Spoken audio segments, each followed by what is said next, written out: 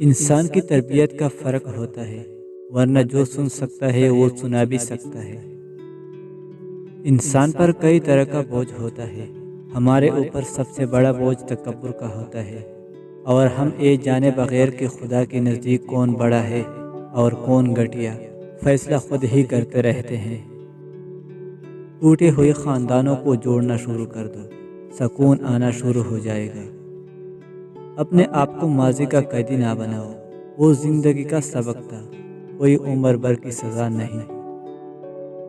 زندگی کے بہترین دور کے بارے میں لوگوں سے پوچھے تو جواب ملے گا کہ اچھا زمانہ گزر چکا ہے یا ابھی آیا ہی نہیں، حالانکہ اچھا دور وہ ہے جو گزر رہا ہے۔